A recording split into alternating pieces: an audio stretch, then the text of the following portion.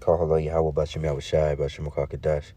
Double honors to the elders and apostles of Great Millstone over well. I am not a member of Great Millstone yet. I've entered into their labors.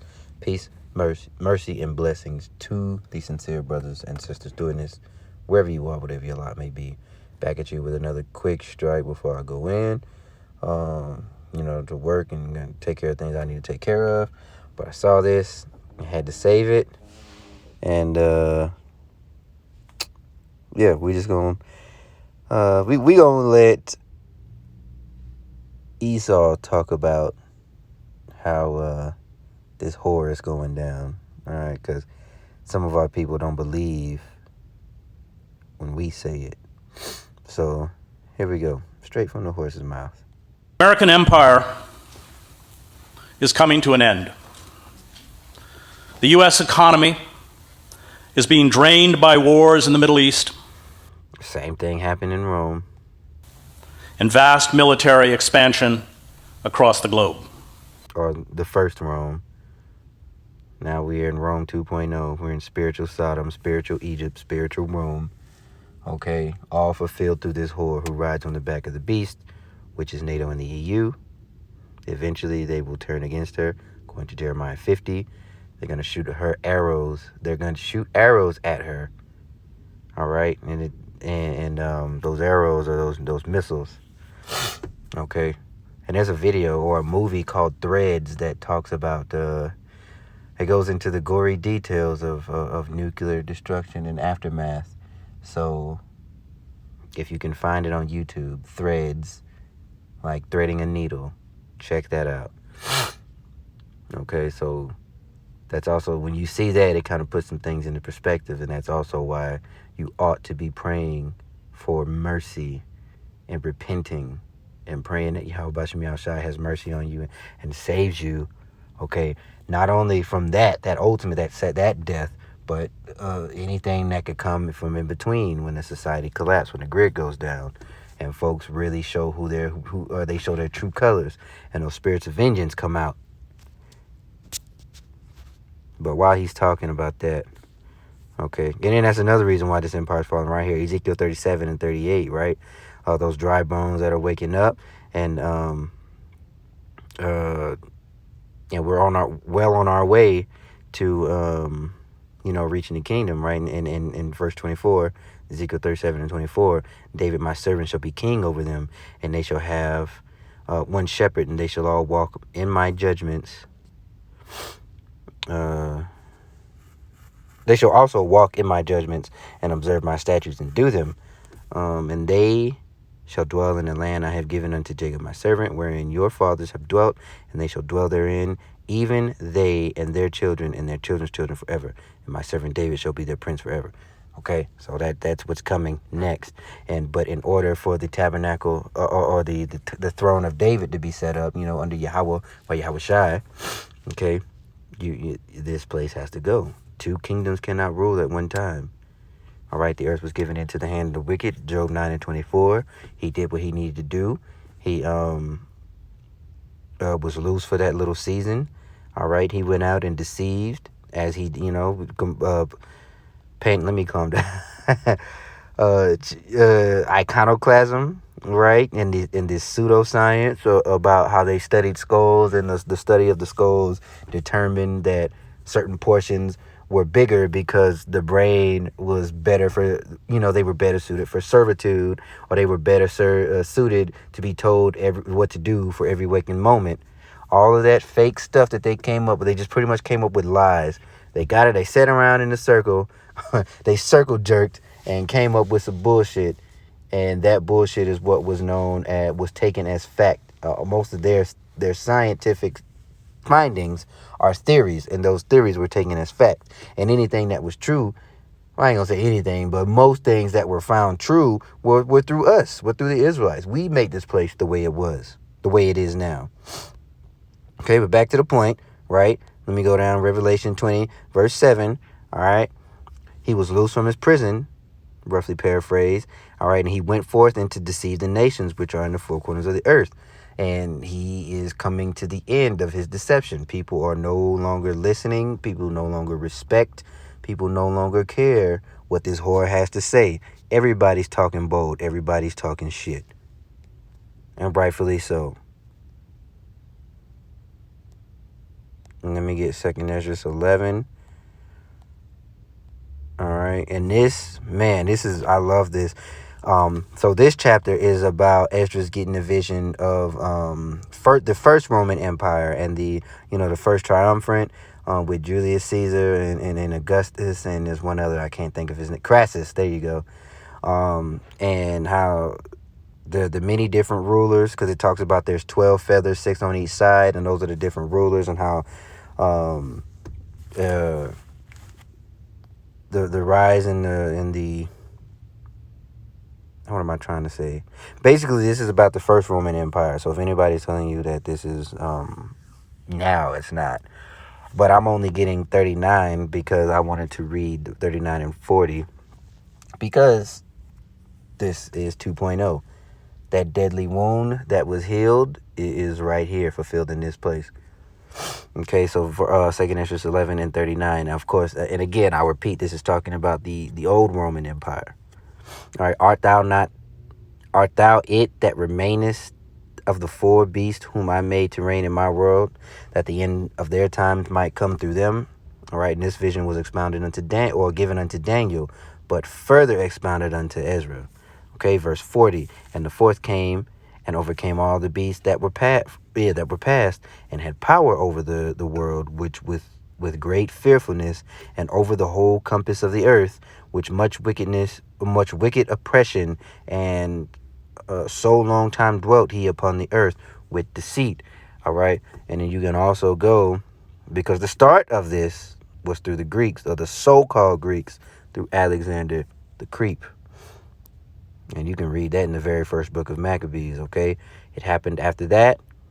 Alexander, son of Philip the Macedonian, who was proven to be an Edomite without a shadow of a doubt, okay? Who came out of the land of Chittim and had smitten Darius, the king of the Persians, okay? So that's the 3rd beast.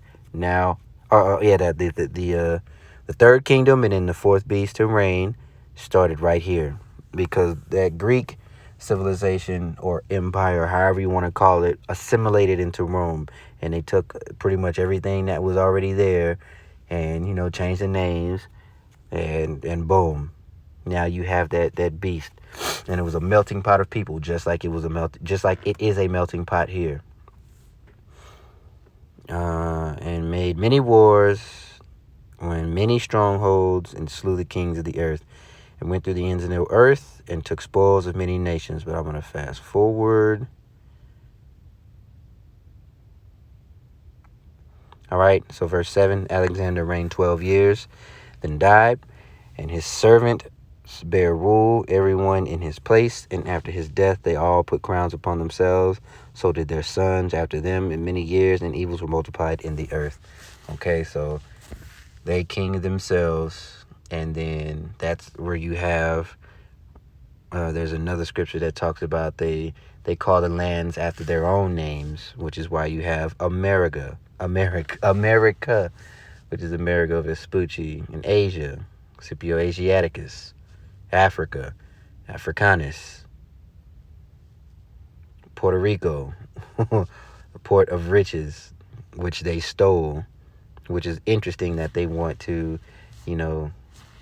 fight for the freedom and democracy of Ukraine when you still have Puerto Rico pretty much as a modern day colony. So it's an American territory, but they don't have the same rights as quote unquote Americans. Conquered by Babylon, or taken by Babylon, uses all the resources, but they can't partake in the things as a regular Babylonian, so to speak. Redbird landed on my antenna. All right. Anyway, but they can fight in the military though, and you got a bunch of us in the military. But anyway, I want to get a couple scriptures. Let's let this play so I can get going. It is burdened by growing deficits, along with the devastating effects of deindustrialization and global trade agreements. and the effeminization of all your men. Our democracy has been captured and destroyed by corporations that steadily demand more tax cuts, more deregulation, and impunity from prosecution for massive acts of financial fraud, all the while looting trillions from the U.S. Treasury in the form of bailouts. Because simply America is a corporation bailing out other corporations. The nation has lost the power and respect needed to induce allies in Europe, Latin America, Asia, and Africa to do its bidding. You see, as I did 2 videos that said everybody giving his hoe the side eye.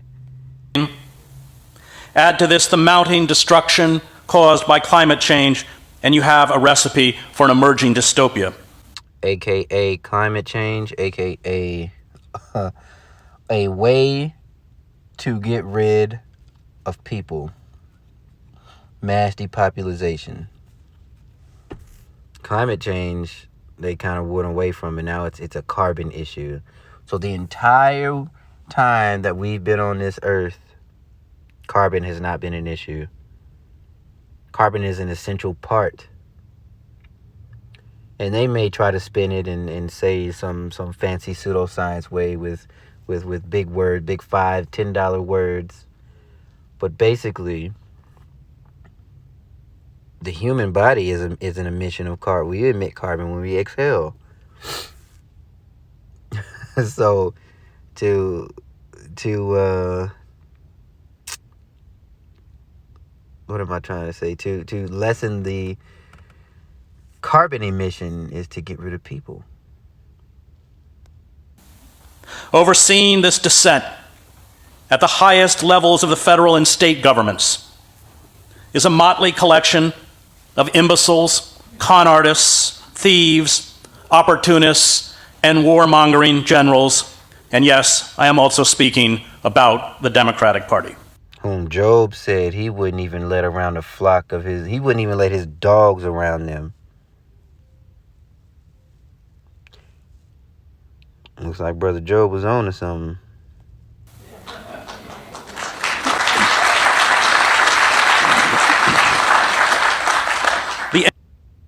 That's pretty much it.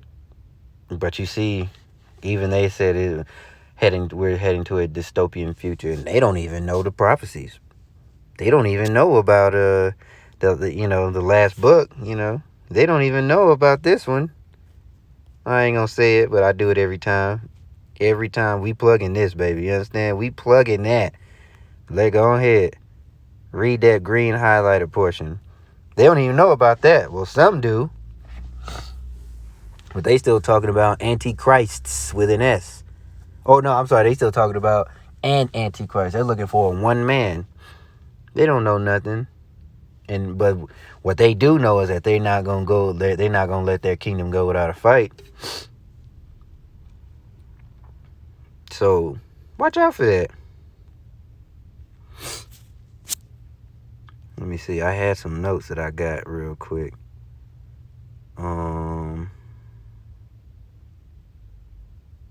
That pride is gone. But I think, you know what? I'm going to save those precepts for something else because I had it lined up, but I kind of went a different direction. So, I'm going to save those precepts, Abaratazat, that I can put them to use in another video. But that's all I wanted. I wanted to show. As all the bad things that have happened to us are coming to a close, those curses are falling upon them. And now they have to drink. You drink, nigga.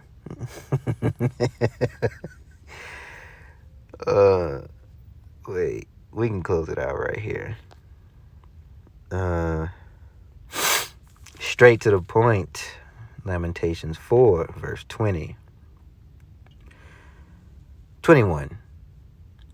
Rejoice and be glad, O daughter of Edom, that dwellest in the land of Uz. The cup also shall pass through unto thee. Thou shalt be drunken and make thyself naked.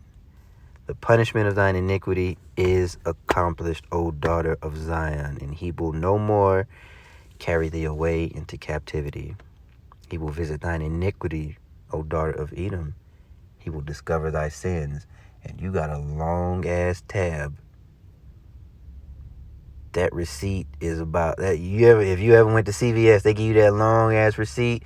You got about 8 CVS receipts, and you can't. Ain't nothing you can do about it. The Lord gonna itemize each one of them little things, and you gonna pay for every last one of them, just as we paid for every last one of the sins we committed.